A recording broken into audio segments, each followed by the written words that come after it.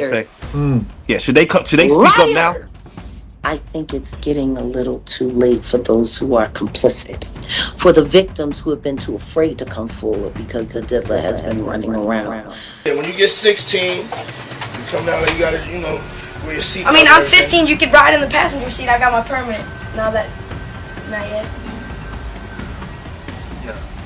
16. No, 16. Slow down, Justin. Okay. Because Puff, he wasn't born a monster. You know what I'm saying? Do you understand what I'm saying? He was made into a monster from the stuff that happened to him, the things that he had to do. You understand? The things that he had to do to become who he is.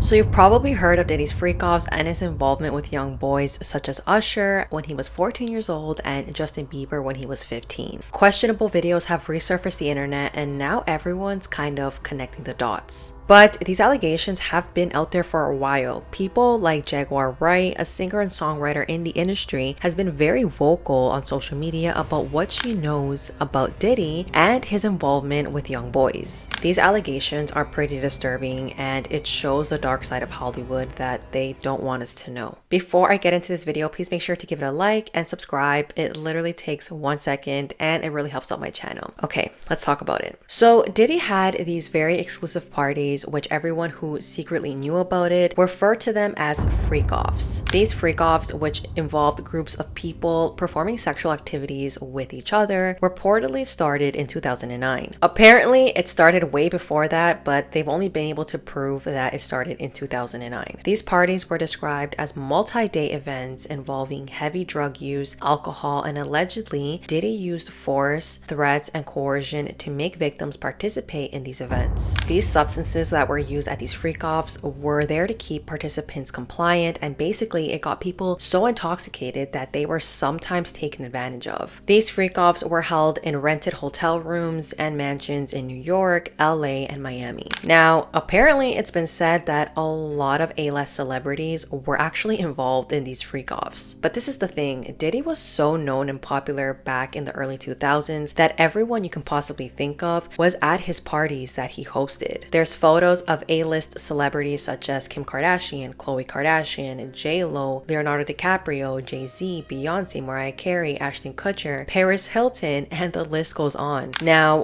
were they all necessarily involved in these freak-offs? Not everyone, but it's been said that many of them were participating in these activities and some of them weren't but knew about it. And if they were involved in this back in the day, they don't want people to know now. And after all of this was released to the public, these celebrities have been really quiet and no one wants to speak on it at all. Which makes sense. If they were involved in these freak-offs, they don't want other people to know. A lot of them were very young at the time and didn't have kids or a family, and now that they're older and have kids, I'm pretty sure they don't want this information out and for their kids to know. As a matter of fact, some of these celebrities who have been mentioned have unfollowed Diddy and turned off their comments on social media or have deleted posts and don't want to be associated with Diddy all of a sudden. Now, this entire investigation began in November last year. We all saw the disturbing video that was released to the public of Diddy beating his girlfriend Cassie Ventura. This took place in 2016 in a hotel in LA. Diddy is seen beating Cassie because she tried to escape during a freak-off. She then had the courage to file a lawsuit against him that included graphic claims of sexual assault, physical abuse, and allegations that Diddy would force her to have sex with male sex workers while he watched. This investigation into Diddy continued and police found several pieces of evidence that support the charges against him of sex trafficking, racketeering, and transportation to engage in prostitution. What police found is insane. They collected electronic devices containing images and videos of these events that he hosted. It's been said that Diddy would secretly set up hidden cameras in the rooms and film everyone who was involved in these sex acts without them knowing. Police also found guns and ammunition, various narcotics such as ketamine, ecstasy, and GHB, and over 1,000 bottles of baby oil, which Diddy's lawyer has recently stated that he had so many baby bottles in his house because he lives near a Costco and Americans buy in bulk, so there's absolutely nothing strange about that. It's been said that these people who worked for Diddy were in charge of setting up everything for him for these freak-offs. These people that worked for Diddy would go ahead and book the hotel rooms, they would would come in earlier and set up all the toys. They'd bring all the substances and make sure that the lighting was good and that the cameras were working fine. And these victims that spoke out said that after these freak-offs were done, which sometimes it lasted days, they'd bring IV fluids for everyone to help them recover from all the drugs that they were given. It was also stated that during one of these freak-offs in 2012 in Manhattan, Diddy paid over $46,000 to cover damages to a penthouse hotel room after one of their wild sessions. How crazy and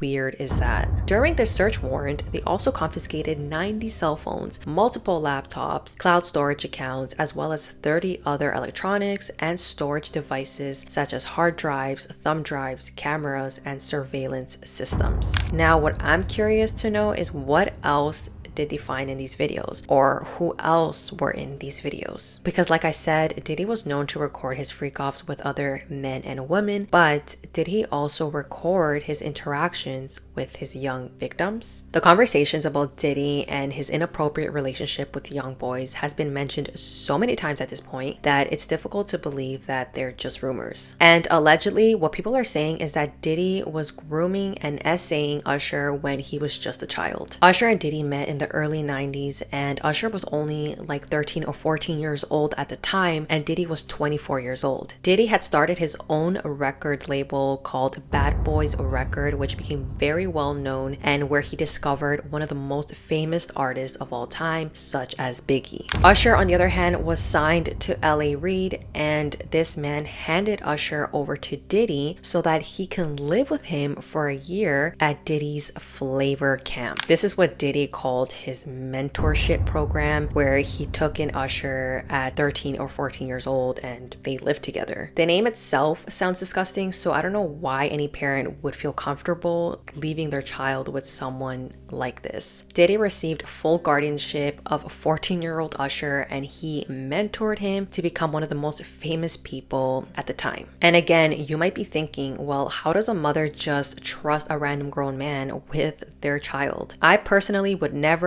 but Usher's mother felt like she had no choice, because when Usher went through puberty, his voice changed and his label no longer wanted him and he was dropped. Diddy used this opportunity and offered to take Usher in and sign him to his label Bad Boy Records. Now you can see how weird this dynamic is, because you have this grown man with so much power, and at this time he has full control of this young boy's future and career. With just a snap of a finger, Diddy was able to make anything happen for this young boy who just wanted to make it in the industry. During this time, while they lived together, Diddy would go on to teach Usher everything he knew and made him super successful. Usher was a huge star from the start, and it makes you wonder, what did he have to do in order to gain all this success at such a young age? Well, let me tell you, Usher definitely had to do something. Allegedly, one day Diddy was with a music producer, his name was Lil Rod, and he confessed to him that he had hooked up with two men in the industry, and he actually gave clues to who these two people were. One of them was a Philly rapper who dated Nicki Minaj, aka Meek Mill, and he said that the other person was someone who performed at the Super Bowl, aka Usher. Now, when Usher was 14 years old and was living with Diddy, he was rushed to the hospital, and allegedly it was because Diddy was being sexually involved with him and something had happened. This information was leaked at the time, and people were already suspecting that there was something really weird going on with Diddy and Usher, and then this convinced them even more. And then there was a rumor circulating that Usher had caught an STD from being involved with Diddy and his freak-offs. Years later, in 2017, 3 people came forward, 2 women and 1 man, and they filed a lawsuit against Usher and said that he had given them an STD. They said that Usher had slept with them without protection, without disclosing that he had this STD. Usher has denied these allegations, but yeah, we don't know for sure. Now, it doesn't end there. Diddy's bodyguard, his name is Gene Deal. He worked for Diddy in the 90s, and he has been speaking out in different podcasts and YouTube videos about Diddy and his involvement with Usher at a young age. Gene has been talking about all of this for a while now, but at first people kind of just dismissed it and really didn't pay attention. But now, since all these allegations have been coming out,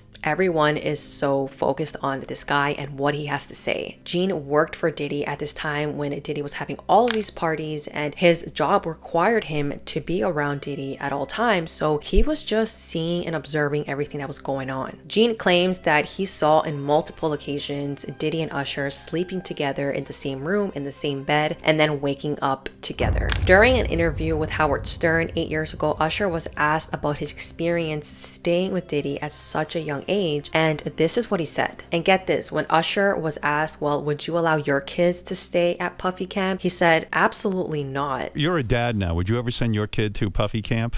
Hell no. And I find that kind of ironic because Usher took Justin Bieber to Diddy when he was only a kid. Allegedly, Justin was also a victim when he began hanging around Diddy at the age of 15. Justin was just signed and new to the industry in 2008, a very young and impressionable boy. When I look at these videos, I can't help but wonder why a 40-year-old is hanging out with a 15-year-old. Did no one find that weird? And where are Justin's parents? The story is that when Justin began his career in 2008, he was signed to Usher, the same person who was allegedly taken advantage of by Diddy. Let's not forget that. And it wasn't much later until Usher made sure to introduce Justin to Diddy because allegedly Diddy had been trying to meet Justin for some time.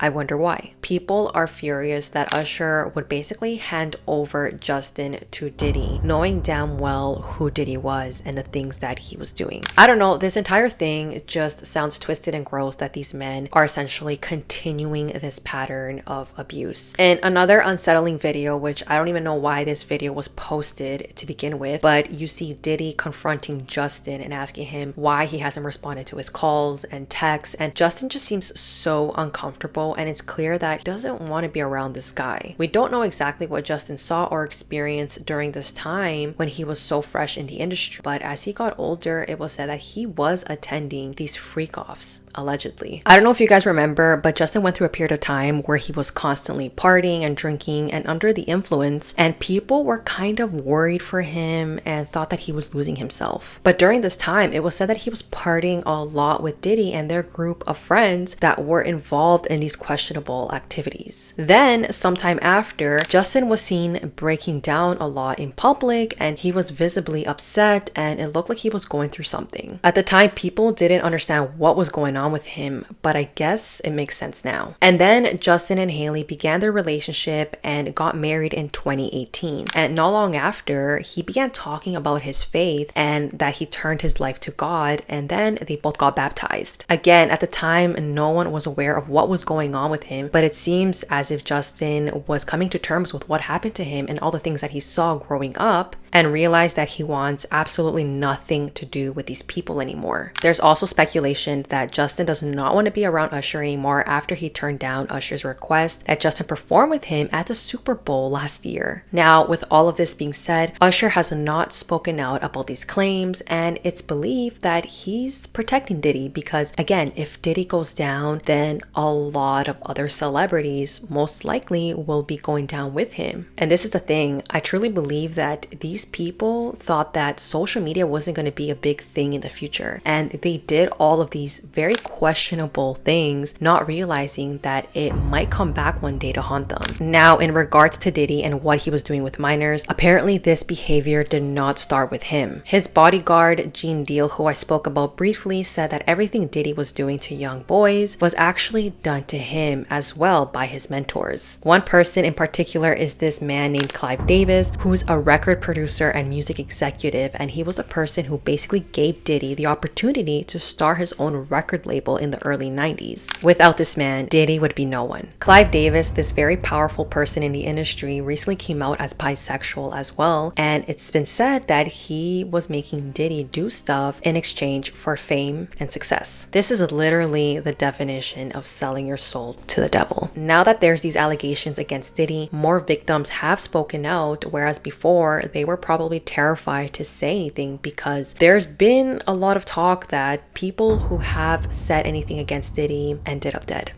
But with all of this being said, it goes to show that we have no idea what goes on in Hollywood behind the scenes, and we need to stop idolizing these people because Ew. But that is it for today's video. I do plan to talk more about this Diddy situation. The next video I plan to upload is about Kim Porter. Recently, a book came out about Kim Porter that apparently is her memoir, and the author said that they were able to get these hard drives of Kim Porter's diary and then they made a book out of it. We don't know if it's 100% true, but I read the book and there's a lot of crazy allegations in there that I want to talk about. Other than that, that is it for today's video. Please make sure to like and subscribe. Follow my other social medias if you want, and I'll see you guys in my next video. Stay safe. Bye.